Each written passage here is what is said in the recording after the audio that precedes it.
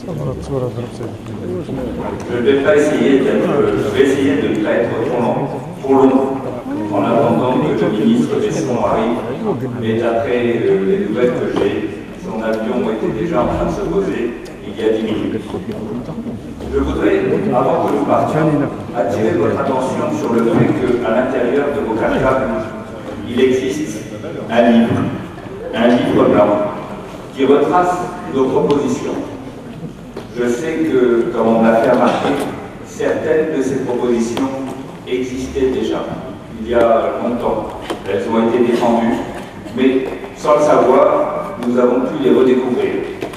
Donc nous ne revendiquons pas une quelconque paternité, mais nous avons voulu, dans cet ouvrage, marquer notre contribution à la réflexion générale pour ce que nous pensions être d'abord les Français du Maroc, puis on a découvert que c'était important pour les Français du Maghreb, puis enfin on a découvert que c'était très important pour les Français du monde.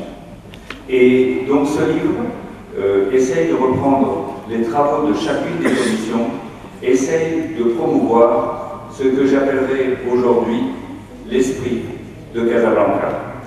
Et donc il est composé d'un éditorial de M. Thierry Mariani, d'une petite prose que j'ai commise moi-même, et ensuite des travaux des différentes commissions. Les travaux sont présentés tous de la même façon, avec des mots d'entrée qui sont des mots-clés, et pour chaque mot, on fait un constat, on étudie la problématique posée, et on offre des propositions. Bien entendu, ceci n'est qu'une première approche.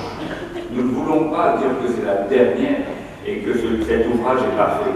Chaque point étudié mérite d'être approfondi, d'être remis en question, et nous sommes prêts à écouter les remarques des uns, les remarques des autres. Nous sommes prêts à faire des commissions encore plus approfondies pour que l'an prochain, peut-être, nous puissions présenter des travaux encore mieux. Ce livre, donc, je vais vous en lire, non pas la totalité du contenu, mais simplement les 20 propositions les plus importantes que nous avons résumées en page numéro 10. Donc la première proposition, comme on l'a dit toute la journée, c'est la création d'un secrétariat d'État aux Français de l'étranger. La deuxième, c'est la modification et le renforcement des pouvoirs de l'Assemblée des Français de l'étranger, qui de consultatif telle qu'elle est maintenant deviendrait un exécutif de proximité avec des conseillers, on a inventé un nouveau nom, mais des conseillers maires élus. Création d'une région virtuelle et administrative des Français de l'étranger qui auraient des pouvoirs proches de ceux dévolus aux régions françaises. Mise en place d'un statut des Français de l'étranger qui leur assure un traitement équitable par rapport aux Français de l'Hexagone.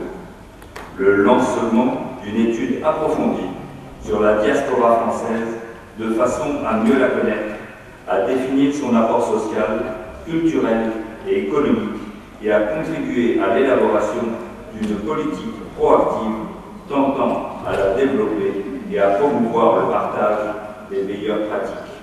La diaspora pourra alors être sollicitée par les institutions françaises, particulièrement celles ayant la responsabilité du commerce extérieur de la France.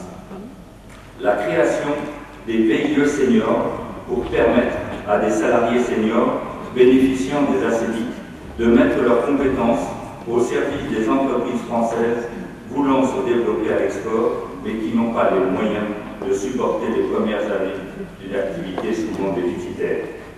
Amélioration des conditions sociales des personnes en difficulté, tant pour les ACDIC que pour le règlement des assurances maladie. Élargissement de la gratuité des droits d'écolage à l'ensemble des élèves français de l'étranger dans le cadre d'un ticket enseignement. Transformation de l'AEFE en établissement public industriel et commercial, un EPIC, géré à la fois par l'Éducation nationale, mais aussi par le nouveau secrétariat d'État aux Français de l'étranger et la région virtuelle. Ainsi, nous introduirons une gestion dynamique de l'AEFE qui croîtra, telle une entreprise, dans les nombreux pays demandeurs de la qualité de l'enseignement et de l'éducation française. 10e point, il n'en reste plus beaucoup. La CFE doit être intégrée dans les conventions de sécurité sociale et la rétroactivité, je suis désolé, doit être supprimée. La carte vitale devrait pouvoir être étendue sous une forme à trouver à tous les Français de l'étranger. Permettre aux Français de l'étranger qui veulent être inhumés en France de l'être dans la ville de leur choix, même s'ils n'ont aucun domicile ou aucun lien spécifique qui les rattache à la même patrie. Création d'une plateforme emploi pour promouvoir les demandes et les offres d'emploi à l'étranger. Ouverture d'un guichet unique des Français de l'étranger où ils puissent, lors de leur retour en France, trouver tous les renseignements pour leur réinstallation dans l'économie nationale. Mise en place d'une assurance indemnisation pour la perte des biens à l'étranger due à un mouvement politique. Favoriser l'émergence d'un concept Euro-Med Afrique de l'Oural jusqu'au Cap, qui constitue la vraie zone d'influence de l'Europe où l'UPM tient une place primordiale. Promouvoir la liberté de circulation des étudiants de l'Euro-Méditerranée dans le cadre d'un programme Erasmus élargi. Renforcer le rôle dynamisant de la diversité culturelle en amplifiant les relations entre le réseau culturel français à l'étranger et les acteurs culturels de France, musées, écoles, d'art, théâtre. Développer une approche spécifique pour les jeunes Français éduqués à l'étranger qui leur permettent de resserrer les liens avec les pays d'origine, forums, clubs dans les lycées, blogs, inscription dans les écoles, réinsertion. Et en dernier lieu, renforcer et promouvoir un réseau spécifique destiné aux jeunes actifs de façon à trouver avec eux des réponses à leurs besoins particuliers liés à l'expatriation. Voilà donc. 17. J'ai sauté 17. J'ai sauté 17. Ah mon Dieu, j'ai sauté 17. La capola. Pardon, alors là, c'est horrible. 17.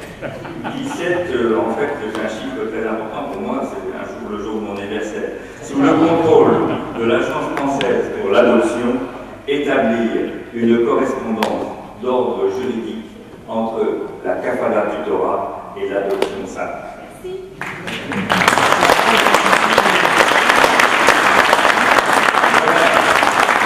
Voilà donc le programme que nous avons établi ensemble. J'espère que les instances politiques françaises pourront s'en accaparer. Je dois vous dire que ce livre est tiré à 5000 exemplaires. Nous allons dès la semaine prochaine l'envoyer à l'ensemble des députés, à l'ensemble des sénateurs, à l'ensemble des membres du Conseil économique et social, à l'ensemble des élus à l'Assemblée des Français de l'étranger. Et nous allons essayer de le diffuser au maximum pour qu'il puisse faire son chemin et que cet esprit de Casablanca puisse se répandre et se développer. Je crois que ce livre, on doit le recevoir pas seulement comme un livre, mais comme une direction à suivre. Et ici, José, Casablanca est bien connu pour sa côte, est bien connu pour son phare des langues. Alors peut-être que là, voici une nouvelle direction, voici ce qu'on pourrait peut-être appeler le phare de la Chaoua.